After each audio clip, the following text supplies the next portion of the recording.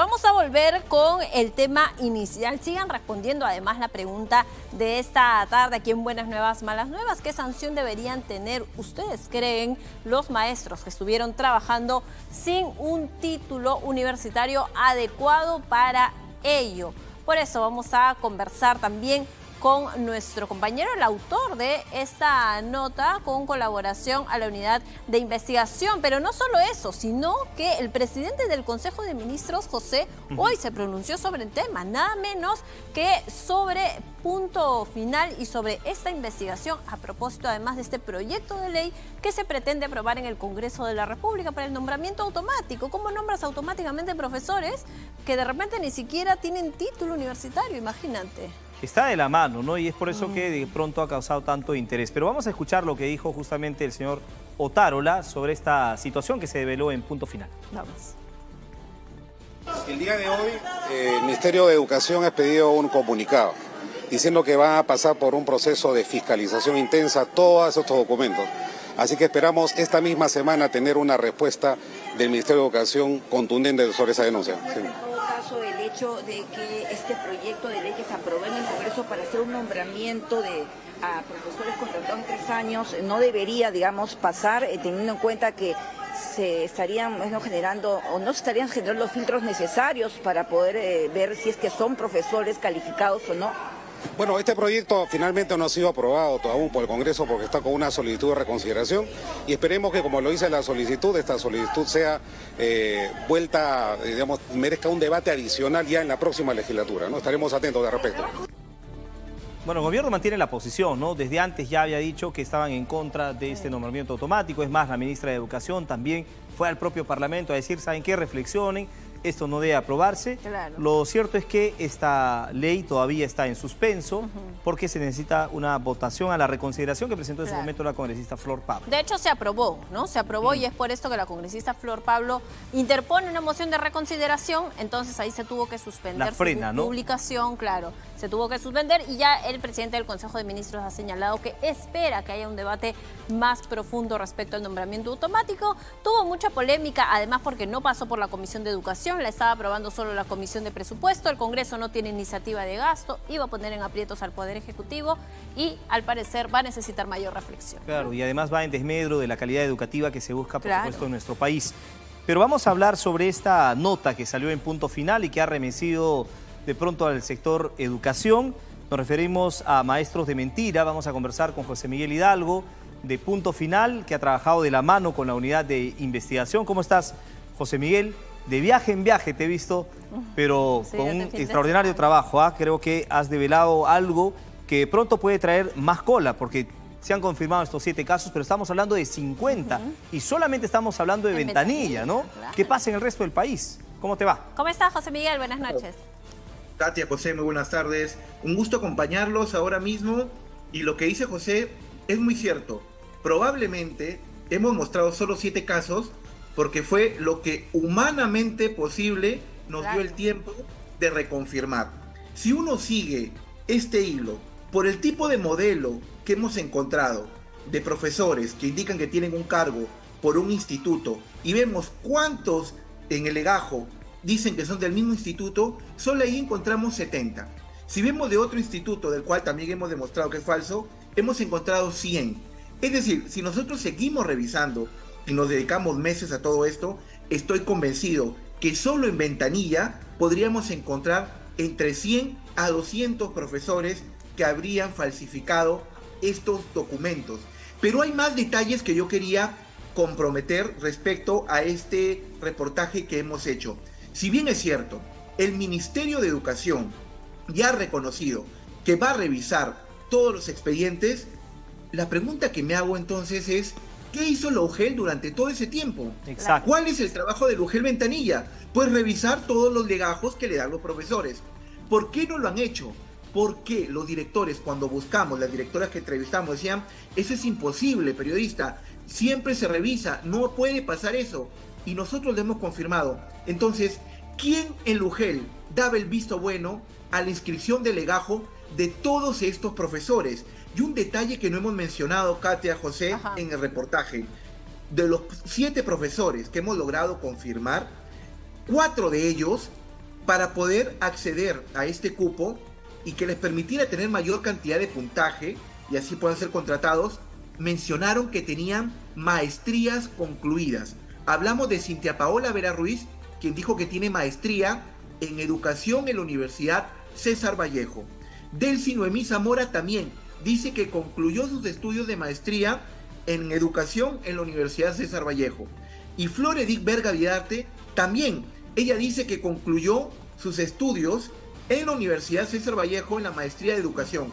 Ojo, dice maestría concluida, no el título. ¿Por qué? Porque para la contratación te dan 5 puntos extra si tienes la maestría concluida y 8 puntos extra si tienes el título. Entonces, nosotros hemos verificado y hemos solicitado a la Universidad César Vallejo que nos brinde la información. Formalmente no nos han respondido, pero nuestras fuentes nos indican claramente que ninguno de los nombres que le he mencionado no es que haya concluido, nunca se ha inscrito para llevar ni siquiera un curso, peor aún en una maestría. Claro, ¿Cómo aparecen los certificados? José Esa Miguel, es la pregunta. el documento, bien mencionas, la Universidad César Vallejo lo ha mandado además al canal y señala que ninguna de estas personas mencionadas ha obtenido ningún grado académico. No solo no es maestría, ni doctorado, ni pregrado, sino ningún grado académico, ni en pregrado, ni en posgrado en esta casa de estudios. Los nombres que mencionabas: Liliana del Carmen Mosquera Guatay, Cintia Paola Vera Ruiz, Delcy Noemí Zamora Montesa, Flor Edith Vega Vidarte y José Antonio Zulca Chinchay. Ellos no han pasado tampoco por la Universidad César Vallejo. Ni en pregrado, ni en posgrado, ni en nada, José Miguel. Sin embargo, los títulos tienen los nombres de los secretarios académicos de la universidad. Es decir, esta mafia, porque no tiene otro nombre, llega a obtener los nombres de las autoridades académicas de las instituciones. Es decir, no estamos hablando de simples falsificadores que descargan una imagen de internet y colocan el nombre. Hablamos de toda una mafia que sabe nombres de autoridades académicas, secretarios académicos, decanos de facultad. Es grande y solo hemos empezado por ventanilla. Muy probablemente este modus operandi esté en varias partes de Lima y en regiones. Solo Ventanilla, ojo, tiene 3.000 profesores. 3.000 profesores. Entonces, estamos hablando que de los 7 que hemos visto, esta cifra se puede multiplicar. Pero hay otro punto importante, Katia, José, que también hay que mencionar en esto: la reacción de las autoridades. ¿Qué pasa si no publicábamos este reportaje? Nunca nos hubiésemos enterado de esto. Cuando yo le consulto a las autoridades del UGEL, ustedes anteriormente han hecho alguna revisión de las actas de los legajos, y con orgullo me respondieron: sí, el año 2022, gracias a la investigación del UGEL, descubrimos que había un profesor, repito, un profesor que había falsificado. Yo les digo inmediatamente, nosotros en apenas 2 semanas hemos encontrado 7. ¿Dónde está entonces el trabajo del UGEL Ventanilla para poder investigar? Que no son una mesa de partes. Exacto. No son una mesa de partes. Deberían verificar. ¿Por qué es lo grave? Porque esto no es cualquier profesional buscando un cupo de trabajo. Son gente que están con niños. Y que están formando, ¿no? Hables de educar, y probablemente después de esto, quizás sabemos por qué estamos en los últimos lugares de la prueba PISA. Exacto. ¿Por qué estamos en los últimos lugares de la región en educación? Pues nuestros profesores engañan para estudiar. Ahora, José Miguel, nosotros estuvimos en la mañana con Jason Latorre, que está haciendo un seguimiento de la nota que dejaste ayer para Punto Final. Conversamos con la UGEL y la UGEL decía, bueno, sí, la UGEL tenemos un control posterior, dice. Tienen hasta 6 meses, según ellos, de acuerdo a su reglamento, para verificar justamente esta documentación. Pero, como tú has mostrado en el reportaje, es una documentación que basta con incluso hasta googlear el Mali para verificar que no tiene un instituto donde enseñen. Claro. O sea, no es tan complicado tampoco el trabajo para que se tome tanto tiempo o lo posterguen para incluso después de este tiempo plasmado de 6 meses, ¿no? Entonces, acá, como tú dices, hay de pronto hasta dejadez de las autoridades, o podríamos hablar de complicidad, ¿no? En algunos casos. Yo no descartaría el tema de complicidad, porque ha sido muy fácil la manera burda de cómo ellos han falsificado. Las imágenes muestran cómo el solo hecho de tocar la puerta de un instituto y preguntar, ellos han estudiado, y que el mismo encargado diga no han estudiado, era fácil demostrarlo. Otro detalle importante que puede ser también responsabilidad del UGEL es determinar el tipo de contratación que ellos tenían al momento de valorar. Nosotros hemos accedido a las actas de calificación de todos estos profesores y la mayoría repite un mismo modus operandi. 5 puntos por maestría concluida, 3 puntos por experiencia profesional, 4 puntos por estudios de pregrado y 4 puntos por estudios de escuela técnica superior. Entonces, uno determina cómo va cada uno de los profesores mostrando, no, de alguna manera, cómo entendemos que todos estos profesores que solo van a ventanilla, se les ocurre ir a todos al mismo instituto a estudiar además el mismo curso, un curso que ni siquiera lo dictan allí.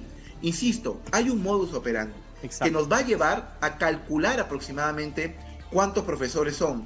La pregunta que más preocupa es, de verdad, no solamente la cifra, sino qué están haciendo estos profesores en las aulas, qué están enseñando y cómo podrían perjudicar el crecimiento educativo del país, no solo los profesores, sino los responsables de contratar a estos profesores. Bien, José Miguel Hidalgo, muchísimas gracias. Clarísima tu explicación, las felicitaciones, además por haber hecho el seguimiento a cada uno de estos casos y a determinarse. Pues el presidente del Consejo de Ministros ha tenido que pronunciarse hoy. El Ministerio de Educación ha mandado un comunicado incluso anunciando la verificación de los títulos a nivel nacional, ¿no? Hay un detalle, José Miguel. En Ventanilla, por ejemplo, por esta situación que se han develado a través de la UDI, de Punto Final, con este reportaje que realizaste, se ha tomado la decisión de que la Contraloría, por esta manera excepcional, realice justamente este control de los títulos en esta zona de nuestro país. Ahora, ya ha anunciado también el Ministerio de Educación que se va a hacer una corroboración en todo el país de los títulos. No sabemos si va a ir a cargo también de la UGEL o de pronto de Contraloría también entraría a tallar. Eso no lo han todavía especificado, pero me parece que es algo positivo, ¿no? O sea, ya están avanzando por lo menos un paso para revertir esta situación que, como tú dices, podría replicarse en otras zonas. Exacto, es un paso importante, pero recordemos, de alguna manera, no tener solo una mirada centralista como en Lima, que acá las UGEL lo ven. En las regiones se encargan las direcciones regionales de educación, las DRED. Entonces, allí va a ser mucho más complicado que esté solo a cargo del Ministerio de Educación esta verificación, porque son los gobiernos regionales quienes tienen a cargo las direcciones regionales de educación. Claro. Y es allí la preocupación, porque no va a haber una autoridad central única que se encargue de verificar. Muchas veces, por la denuncia que hemos tenido, las contrataciones también se deben a devolución de favores por campaña.